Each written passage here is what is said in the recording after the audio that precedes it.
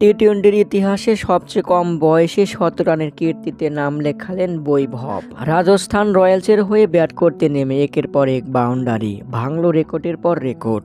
যেন কীর্তি গড়তে নেশায় পড়ে গিয়েছিলেন বিহারের কিশোর এই ব্যাটার। আইপিএলের কনিষ্ঠতম হিসাবে কীর্তি গড়লেন প্রথম ১৭ বলে হাফ সেঞ্চুরি করে। শেষ পর্যন্ত ৬০টি চার ও ১১টি ছক্কায় ৩৮ বলে ১০১ রানের টর্নেডো ইনিংস খেলেছেন বৈভব। তার ব্যাটিং ঝড়ে উড়ে গেল গুজরাট টাইটান্স। চলতি আইপিএলে এত বাজেভাবে হারেনি শুভমান গিলরা। সোমবার রাতে আগে ব্যাট করতে নেমে রাজস্থানকে ২১০ রানের বড় টার্গেট দেয় গুজরাট। জবাবে পরে ব্যাট করতে নেমে উদ্বোধনী জুটিতেই তোলেন ১১ ওভার ৫ বলে ১৬৬ রান।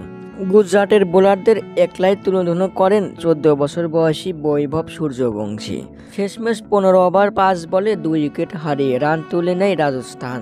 ৮ উইকেটের জয়ের ম্যাচে সেরা খেলোয়াড় হিসাবে পুরস্কার পেয়েছেন বৈভব। ম্যাচ শেষে প্রশংসায় ভাসালেন রাজস্থান কোচ রাহুল দ্রাবিড়। বিহারের কিশোর ব্যাটারের উপর আস্থা ছিল আমার। অভিনন্দন দারুণ এক ইনিংস খেলার জন্য। শুভকামনা রইল বৈভবকে।